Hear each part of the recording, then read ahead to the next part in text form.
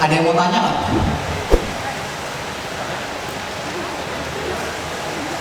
Ada yang bisa kasih mic ya?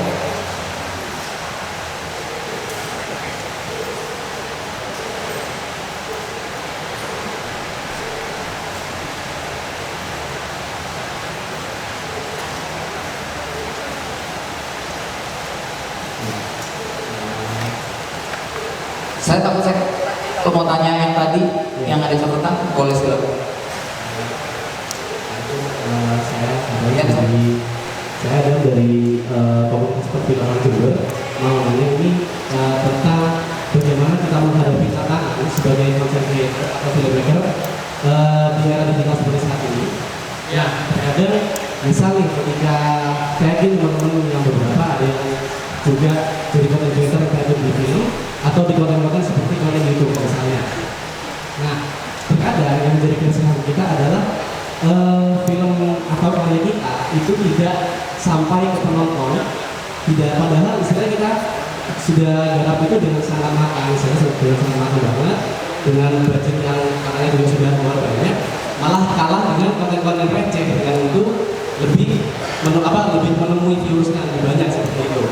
Nah, di sisi lain kita juga memiliki idealisme kita sendiri untuk menciptakan konten yang baik, karena pasti kalau nanggung juga buat apa gitu, buat apa juga. Nah, di sini lalu bagaimana cara kita untuk survive, bagaimana cara kita untuk bisa tetap konsisten untuk terus meningkatkan karya kita sendiri gitu. Karena ya itu dia, karena jadi keresahannya seperti itu, kok bisa sih padahal ada istilahnya ada konten-konten receh sebelah itu dia bisa lebih tenar, istilahnya lebih tenar, lebih bisa kita penonton, lebih bisa engaging buat bisa mungkin orang-orang yang bisa diajak bekerja sama. Sedangkan kita yang sudah kerja mati-matian, yang udah belajar istilahnya lama itu nggak sebagus itu gitu loh. Lalu bagaimana kita mengatur mindset kita, bagaimana perspektif kita agar ya itu dia dari lagi agar kita bisa komitmen dan terus untuk improve ourselves gitu. Itu sih, terima kasih. Cek tujuannya aja salah kan?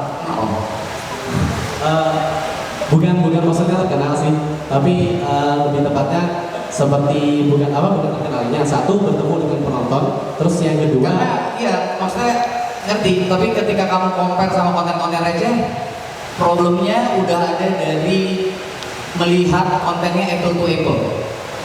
Ngerti nggak? Maksudnya lo nggak bisa nyamain konten kalian yang storytelling dengan kontennya Atta Halilintar atau Raffi Ahmad yang vlogging.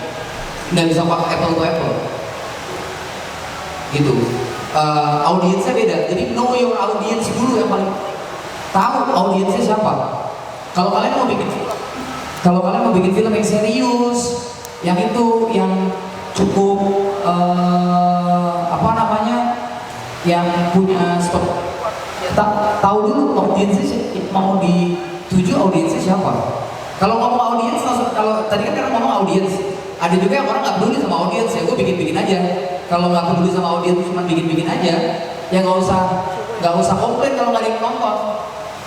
Jadi kalau misalnya pengen mikir tentang audiens, pikirin dulu dari pertama bikin audiensnya siapa yang mau disasar, bagaimana menyasarnya. Dengan bagaimana menyasarnya itu ada dua hal, filmmaking sama film marketing itu dua hal yang berbeda. Filmmaking bagaimana bikin cerita storytelling yang compelling terhadap market yang mau kita sasar. Saya nggak mungkin bikin surat dari berharap penontonnya gila, ya kan? Saya yang gila, bukan penonton yang gila. Waktu saya bikin Wiro Sableng gitu, saya nggak berharap penontonnya Critical Eleven misalnya. Beda marketnya. Jadi nggak bisa kita samain, comparing satu hal ke hal yang lain, karena setiap konten dibikin dengan caranya sendiri, dengan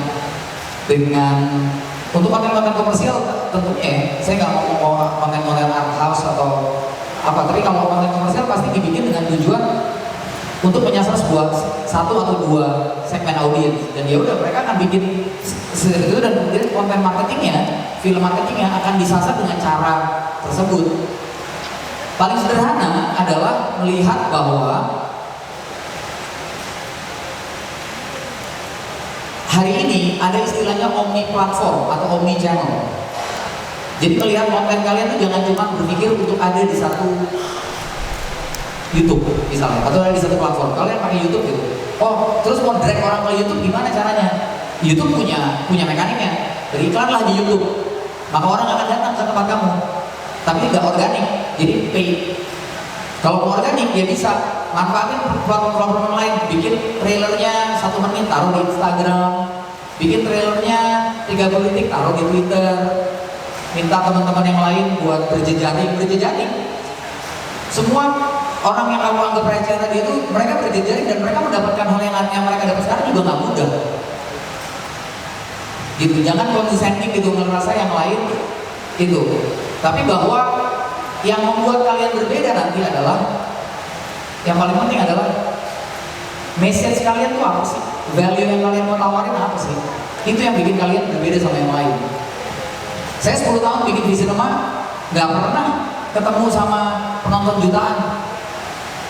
Semua orang bilang, berubahlah bro, carilah penonton, cari dong, bikin dong box office, bikin yang kayak gini, bikin yang kayak gitu, bikin yang kayak gitu. Tapi kita bilang, kita nggak mau. Kita mau bikin film dengan cara kita. Penontonnya nanti ada apa enggak, kita lihat aja nanti. Jadi sehingga ketika kita akhirnya keluar Keluarga Cemara dan dapat box office via Keluarga Cemara, kita bukan senang sama jumlah penontonnya, tapi kita bangga sama accomplishment kita, bahwa kita tetap setia sama pemikiran kita untuk dapat ke titik itu. Bukan karena kita merubah cara kita membuat film atau merubah cara kita melihat cerita. Sama, semuanya sama. Kita bicara tentang resiliensi, sama seperti kita bicara resiliensi di Surat dari Praha, di Cahaya dari Timur, di Filosofi Kopi. Kita tetap bikin film dengan durasi 2 tahun, sama kayak yang lain. Satu film kita bikinnya 2 tahun. Kemudian kita dapat penontonnya karena kita belajar selama film-film ini ada yang salah. Jangan selalu nyalahin situasi, karena situasi gak pernah salah, yang salah itu kita. Jadi setiap kita bikin film, kita selalu bikin yang namanya postmortem, evaluasi. Dan kita cari tahu kita salah di mana. Dan setiap postmortem kita pasti menemukan bahwa kita salah di 1, 2, 3 poin. Either jadwalnya salah, either salah medium, salah amplifikasi medianya, either salah posternya, either salah desain. Ininya kita pasti akan tahu. Jangan pernah merasa kita udah paling bener, terus kita nggak diterima sama publik. Itu namanya kayak siapa yang klaim konten kita bagus, masa diri kita sendiri, kan orang lain kan, bukan diri kita sendiri kan. Jadi gitu, jadi frame of thinking yang mesti diubah, bahwa kita mau bikin konten, kita sadar sama punya kesadaran. Kalau kita mau bikin konten dan kita berharap banyak, kita berpikir audiensnya siapa yang mau nonton? Untuk kita yang mau nonton ini segmen ini. Apa yang kira-kira resonate buat mereka? Resonate tuh apa ya? Nyampe, mau mereka terima. Tapi kalau misalnya kita mau bikin film yang kayak saya bikin Surat dari Praha tentang, saya emang mau bikin aja, saya nggak pikirin penontonnya. Jadi waktu ketika dapat cuma 70.000 penonton, nggak boleh ngomel, saya nggak bisa ngomel-ngomel. Ya karena itu saya bikin. Tapi ketika kita bikin Keluarga Cemara, kita tahu kita mau punya target ini harus bisa jualan. Makanya salah satu caranya kita kalau bikin cerita, kita riset, kita ngomong, kita bikin forum group discussion dengan 150 keluarga dan kita tanya problemnya mereka apa aja. Hasil dari diskusi itu yang kita akhirnya jadi cerita. Karena kita mau bikin film buat mereka. Gitu. Jadi kita tahu, dari 150 keluarga yang appear mostly cerita tentang anak yang punya persoalan, tentang anak yang mens pertama tuh selalu jadi situasi di setiap keluarga rata-rata. Terus kemudian anak yang akhirnya pertama kali speak up sama bapaknya. Makanya titik kulmulinnya Keluarga Cemara, kalau teman-teman nonton, waktu Uis bilang, Abah tanggung jawab siapa?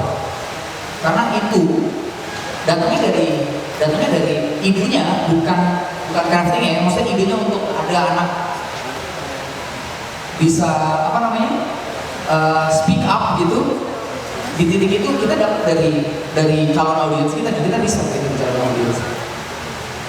Paham ya kira-kira? Ada yang lain? Dua ya. Mana yang ini? Di sini.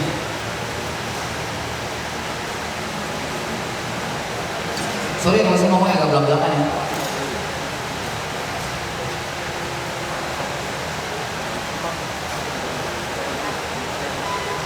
Selamat siang, nama saya Safa. Yang ingin saya katakan, apa perbedaan untuk membuat sebuah masalah antara film pendek dan film panjang?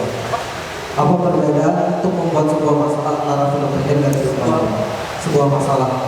Sebuah masalah. Iya. Oke.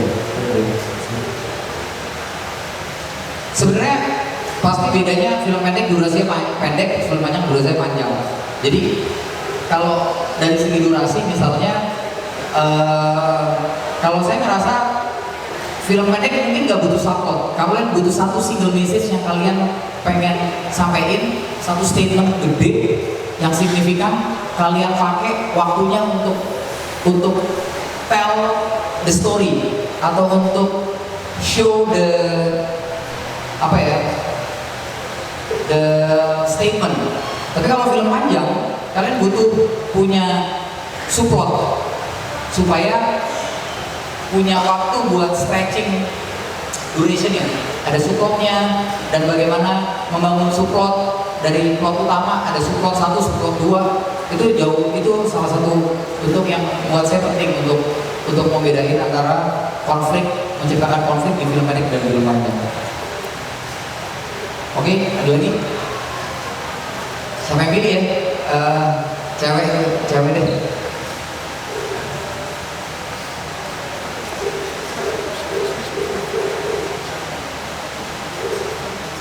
Halo, sebelumnya pertama saya Halo. di sini yang saya ingin tanyakan, bagaimana sih Vision Nyala membuat bahwa film-film itu bisa nggak mati? Maksudnya gini, ketika udah selesai di bioskop ya, hype dari film itu masih ada, namanya filosofi kopi lagi dengan kopi kafenya, terus dengan keluarga cemara, dengan sekarang ada web seriesnya. Bagaimana sih Vision Nyala mau itu semua? Makasih. Terima kasih, pertanyaannya bagus. Nah, ini agak advance dari yang mau saya ceritain, tapi menarik. Kita di Visinema tuh punya disiplin bukan bikin film. Disiplin kita namanya IP development, intellectual property development. Jadi setiap cerita sebenarnya itu IP, film IP namanya. Kalau di industri global dia dibilangnya IP bukan film. Nah, bayangin aja ini IP nih. Film itu sebenarnya satu cabang. Yang tadi saya cerita tentang Omni Channel, bahwa kita sekarang punya channel luar biasa banyak. Contohnya kita ngomong digital aja, teman-teman akan ketemu sama dua benda yang namanya SVOD dan AVOD. Bedanya apa? SVOD itu namanya subscribe video on demand. Itu yang dibilang sama Netflix, iFlix. Jadi untuk kita bisa akses itu kita harus subscribe, kita harus bayar. Ada AdVOD, advertising video on demand. Itu benda kayak Visi, benda kayak YouTube, kayak Kaskus TV, di mana orang nonton di platform tersebut, dia nggak perlu bayar tapi akan ada iklan. Oke? Itu digitalnya ada dua, ada TV, ada sinema, terus dalam konteks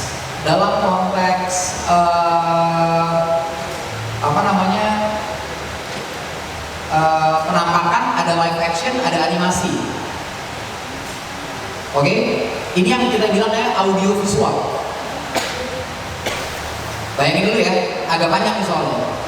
Jadi ada animasi, ada live action, ada TV, ada film, ada sinema, distribusinya ada SVOD, ada AVOD.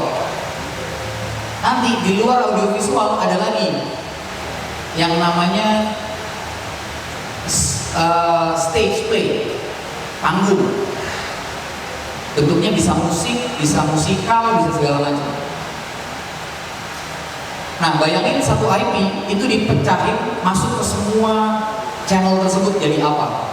Makanya penting sekali untuk berpikir dari awal Kalau di Visinema kita berpikirnya IP tersebut kita bisa develop jadi ceritanya bisa macam-macam. Contohnya Keluarga Cemara, kita punya nih filmnya yang pertama. Bentar lagi kita mau syuting seriesnya, series 8 episode. Ceritanya tentang Chris dan teman-temannya. Jadi kita spin off. Kita bakal punya animasi pendek-pendeknya, kayak Dora gitu. Cerita tentang Ara tapi anaknya yang nomor 2. Nanti habis Lebaran kita bakal punya Keluarga Cemara in orkestra, jadi nonton tapi musiknya live pakai orkestra. Akhir tahun bakal ada Keluarga Cemara the musical. Jadi Keluarga Cemara sebenarnya kita bawa ke panggung kayak Broadway gitu. Nanti tahun 2021 awal akan ada Keluarga Cemara 2. Jadi terus ada di itunya. Terus nanti di Sentul kita bakal bangun Keluarga Cemara Family Farm. Jadi rumahnya Keluarga Cemara kita bangun persis. Terus di dalamnya ada restoran, di sekelilingnya ada perkebunan sama ada peternakan. Jadi anak-anak sama keluarga bisa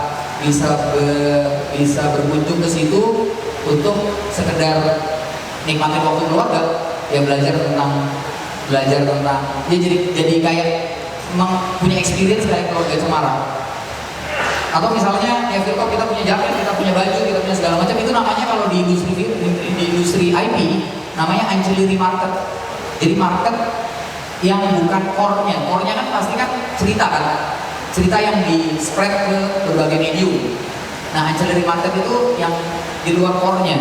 Kayak misalnya kopi, kedai, family farm, baju, action figure, toys, itu namanya ancillary market. Jadi sebenarnya ini benda yang jadi model bisnis di negara-negara maju dan kita coba lakukan di Indonesia sih sebenarnya. Itu aja sih. Ada lagi terakhir ya sebelum kita mau lanjut. Aduh banyak banget nih.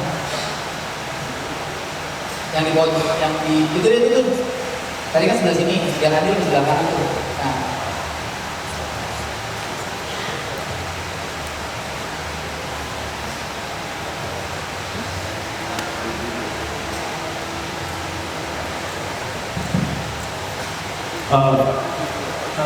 Yang saya mau tanya itu kan Mas Dimas kan bikin konten. Nama saya Angga, Mas. Mas saya Angga. Oh ini Mas Angga. Dimas mungkin orang lain, mungkin mau bicara ketiga. Ya Mas Angga. Mas Angga kan bikin itu ya konten filosofi kopi di YouTube. Dan kalau saya lihat kan Mas Angga juga bikin dua film filosofi kopi di bioskop. Yang membuat yang bikin motivasi Mas Angga untuk bikin YouTube itu apa sih, dan motivasi untuk bikin YouTube dan audiens seperti apa yang Mas Angga cari? Sebenarnya di YouTube adalah yang tadi saya ceritain tentang bagaimana kita develop konten ya. Sesimpel itu bahwa kita pengen universe-nya ada. Filosofi kopi itu kalau baca cerpen ya, film pertamanya itu setengah dari cerpen sampai ending dari cerpen, bukan dari depan. Web seriesnya itu dari depan, waktu dia berubah nama dari kedai Ben Jody jadi Filosofi Kopi. Itu web seriesnya.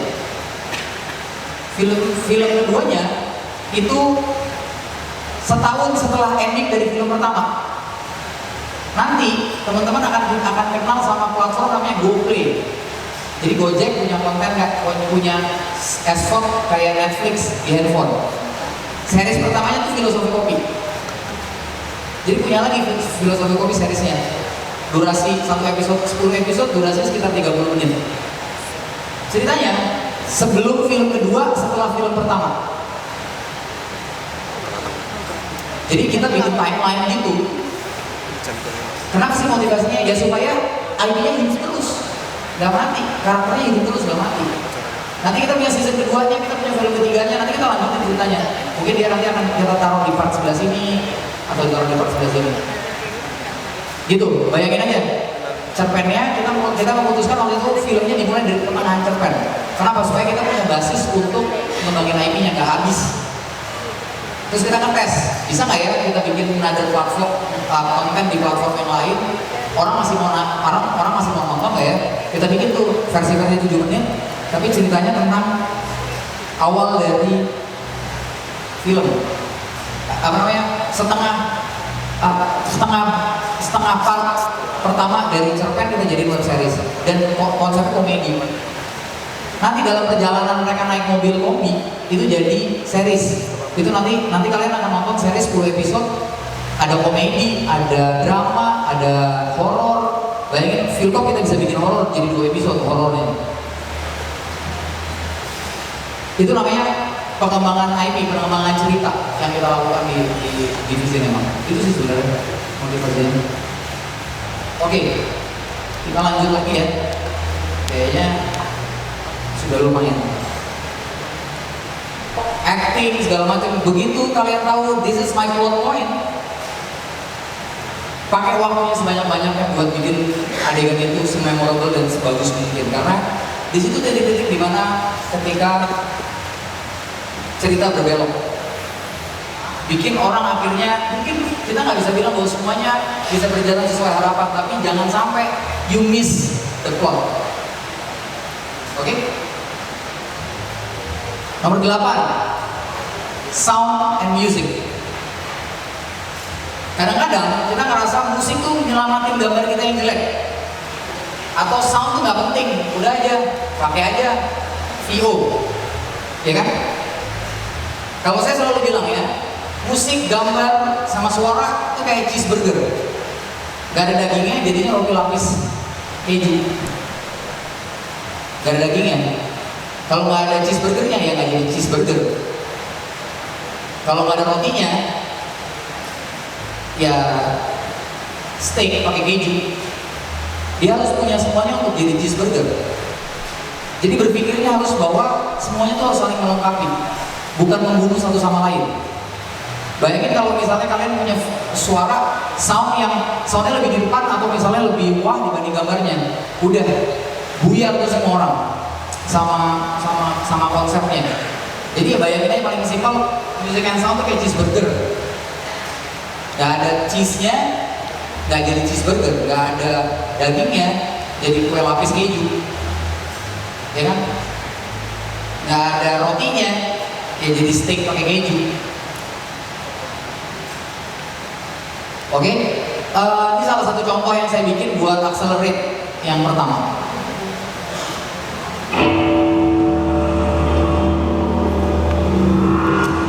Kalian gak akan ngerasa nyalain kalau cuttingnya nggak kita bikin modelnya kayak gitu, atau gambarnya nggak kita pilih dengan gambar-gambar yang kayak seperti tadi, mungkin musiknya akan jadi seperti musik aja atau sound effect aja. Atau misalnya bayangin kalau misalnya gambar dan musik tapi gak ada sound effect yang tadi kalian dengar, ada burung, ada mobil, ada klakson segala macam, mungkin gak jadi juga adegannya. Jadi ya sound and music tuh bukan pelengkap, tapi juga bukan penyelamat.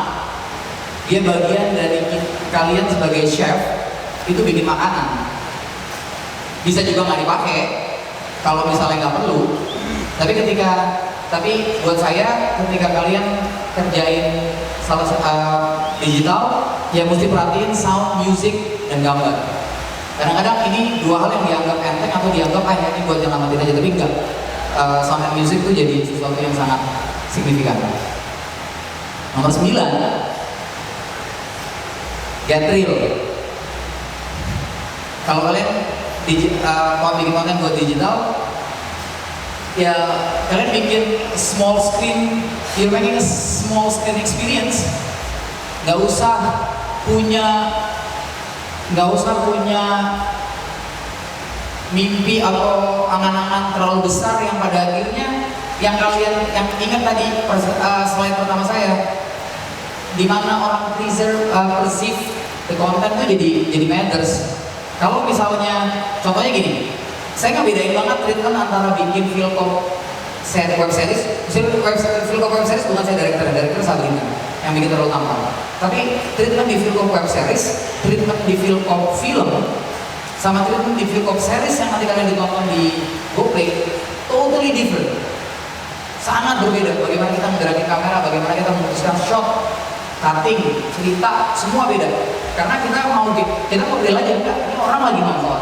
Kalau yang di GoPlay orang akan nonton kebanyakan sambil nunggu kereta, di dalam mobil, komputer, lagi macet, di pesawat, di apa namanya di airport lagi nunggu, bukan penonton yang bayar dengan sadar dia harus finish 100 menit di dalam bioskop dengan konsentrasi eyeball tuh, efek eyeball tuh layarnya gede, jadi dia mau fokus dulu. Kita bakal bikin di Filcom series, kita akan bikin konten yang akan distract orang yang nonton tuh distractful. Nah, gimana kita bikinnya supaya orang jangan sampai distract dan stay di konten kita? Kita nggak butuh gambar-gambar cantik luar biasa orang nonton itu di sini, tapi bahwa setiap plot, setiap scene yang tadi saya 8 yang saya ceritain tadi itu yang kita fokuskan, bukan cinematic experience. Orang nggak butuh 5.1 di smartphone, nggak ada juga smartphone yang ngasih 5.1 kan, gitu. Tapi ceritanya mesti compelling, ceritanya mesti itu, makanya kita bikin uniqueness-nya jauh lebih unik dibanding Filcom 1 sama Filcom 2. Kalau tiba-tiba band ditaksir sama arwah cewek Belanda di Semarang gitu, terus ngintil dia perjalanan dan bikin perjalanan jadi horor. Orang mungkin akan anjing ini apaan lagi sih begini gitu, jadi pengen nonton lagi kan. Mungkin kalau ditaruh di layar lebar orang ngerasa kok ceritanya jadi begini ya, kan gue berharap sesuatu lebih karena gue bayar, waktunya ada segala macam, gue pengen cinematic experience misalnya, dramanya berbeda, penulisannya berbeda gitu-gitu. Jadi genre aja, dah grounded, menyentuh tanah. Kalau kalian cuma punya handphone bukan berarti nggak bisa bikin film pakai handphone, tapi ya sadar gue cuma punya handphone. Gimana gue memakai handphone jadi benda yang maksimal untuk film gue. Jangan lu cuma punya handphone terus bilang, aduh ini harganya harus lensa 35. Enggak, lu cuma punya handphone, gak ada lensa 35-nya. Gitu. Untung kalau lu pakai S10 ada 3 lensa gitu. Tapi kalau enggak ya cuma punya lensa itu aja, nikmatin aja gimana caranya bikin konten dengan lensa yang ada, dengan gambar yang ada. Udah gue cuma punya handphone gue otomatis. Kalau cahayanya berubah ya udah nikmatin aja gimana cara bikin konten yang bagus dengan apa yang ada gitu. Jangan mikir yang aneh-aneh. Ke-10, yang paling penting jadi seorang storyteller di audiovisual. Show, don't tell. Tunjukin, bukan diomongin. Kenapa? You're making a show, not a speech. Lo lagi bikin show, orang harus nikmatin serunya, orang harus dapat karakternya menarik, warnanya bagus, jangan ditabrak-tabrakin seenak jidat. Terus jangan semuanya diituin, jangan semuanya dipericiin, dijelasin dan diinin. Hargain penonton kalian punya pikiran, penonton kalian itu pintar, punya otak. Bukan orang yang lagi datang ke kelasnya Mario Teguh lagi butuh inspirasi, terus butuh dimotivasi gitu, enggak. Penonton kalian tuh needs show, pengen lihat show, lihat entertainment gitu. Show, don't tell. Saya punya satu proyek film pendek, gak ada dialognya sama sekali.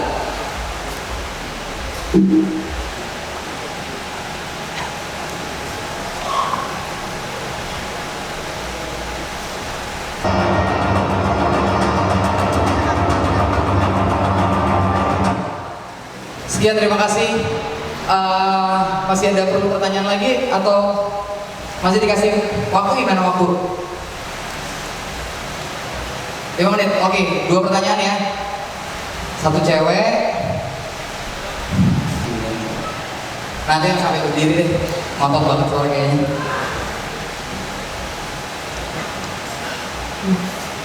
Sebelumnya perkenalkan, nama saya Iman Roma dari Rumah Produksi Tekoci SMA Islam Al-Maruf Sumasari. Saya ingin bertanya, seberapa penting sih produksi? Seberapa penting sih channel, kenalan, sponsorship gitu dalam produksi? Terus bagaimana sih cara mendapatkan channel bagi rumah produksi kecil dan pemula seperti sekolah saya? Terima kasih.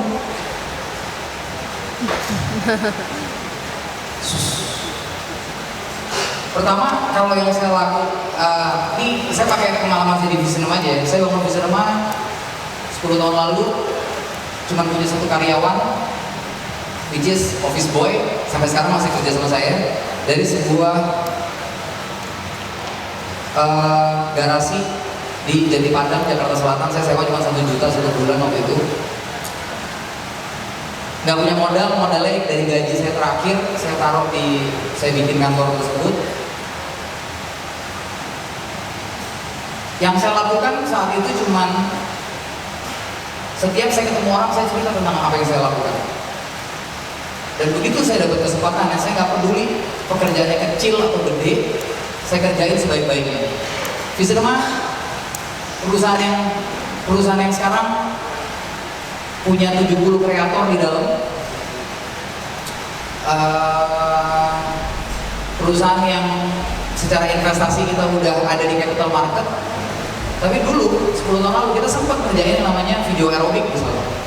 Saya ngedari saya syuting video aerobik, dan briefnya bikin si orang-orang yang aerobik gak boleh keringetan lah. Gimana caranya orang joget 30 menit gak keringetan, tapi itu briefnya, dan itu kita kerjain walaupun aneh banget briefnya. Dari pekerjaan yang kecil dikerjakan dengan sebaik-baiknya. Akhirnya nanti dari awal kamu yang tadi saya cerita, waktu pertama kali kamu bikin, kamu yang ngomong ke orang apa yang tentang kamu lakukan. Ketika pekerjaan apapun yang kalian lakukan dengan sebaik-baiknya, orang yang ada di pekerjaan tersebut, baik kolaborator kamu, baik klien atau orang yang pesen barang atau orang yang nonton, akan ngomong lagi. Bayangin kalau satu project aja kamu bikin happy 5 orang. Dari kamu yang ngomong 1 orang, sekarang jadi 6 orang yang ngomong tentang kamu dan pekerjaan kamu. Nanti besok bikin pekerjaan lagi, yang happy 10 orang, jadi 16 orang, dan itu akhirnya membuat jejaring.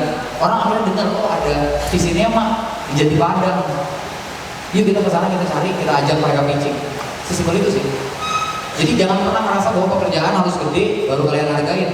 Pekerjaan kecil tuh bisa bisa menjadi keajaiban.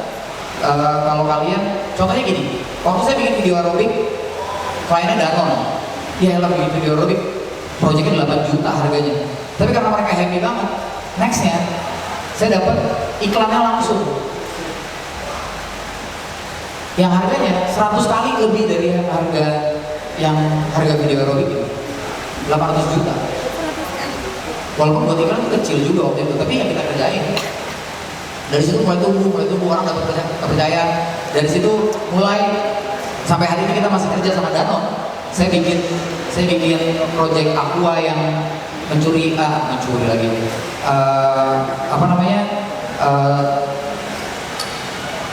Apa Indonesiaku itulah. Jadi relasi yang kita mulai dari sebuah video aerobik yang proyeknya 8 juta itu sampai sekarang, sampai mereka sponsorship di Terlalu Tampan, Levite itu kan, dan itu dia sponsorship di Terlalu Tampan segalanya. Itu karena relasi yang kita bangun dari hal-hal kecil. Jadi jangan pernah ngerasa hal-hal kecil tuh remeh-temeh. Terakhir yang di belakang. Selamat siang, nama saya Yudi. Saya mau tanya sama Mas Angga. Mas, bagaimana cara mengatur keseimbangan antara idealisme dan tata pasar, dan bagaimana Visinema bisa menjalani itu selama 10 tahun?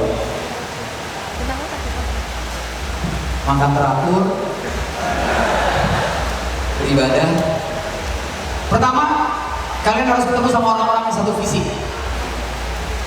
Saya ada di beruntung, saya punya privilege, punya sekian banyak teman-teman di dalam Visinema yang punya visi yang sama dan punya tujuan yang sama kenapa kita harus bikin film.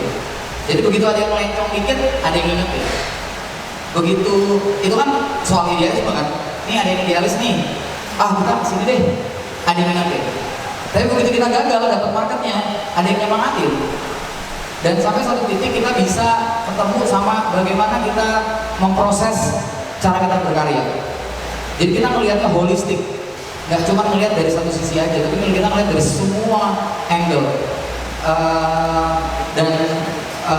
Saya beruntung punya teman-teman yang bekerja di Visinema dengan keahliannya masing-masing. Ada yang bisnis development, ya udah dia orang dari teman saya dari Citibank gabung ke Vision, ya udah dia mikirin. Pokoknya ini makanya saya bilang tadi ada dua hal berbeda. Filmmaking sama film marketing itu dua persoalan yang berbeda, nggak bisa disatuin. Yang orang bikin film ruangan di sebelah sana, yang orang jualan film ruangan di sebelah sini. Mereka ketemu kalau makan siang doang, gitu. Mereka ketemu kalau makan siang, kalau party, kalau meeting, tapi mereka kerja di sana, dia nggak mikirin tuh yang jualan kayak gimana, sendiri-sendiri. Yang di tengah ada tim corporate yang memang mikirin keseimbangan, ini harus oke, kalau misalnya lo mau kayak gini, yang sana bilang ini nggak bisa nih jualan, penonton paling segini, oke, kita manage budgetnya, kita manage kita manage. Jadi, tapi ya punya wing sendiri-sendiri. Divisi mah punya wing sendiri-sendiri. Ada creative wing, ada marketing wing. Marketing creative wingnya di kantor kita punya kantor kita kodein 3B, marketing wingnya di nama kantor 3A. Jadi emang totally different, jadi nggak bisa disamain. Di antara filmmaking sama film marketing itu ilmunya berbeda. Oke, saya Adi Mas Songko, terima kasih, sampai ketemu lagi.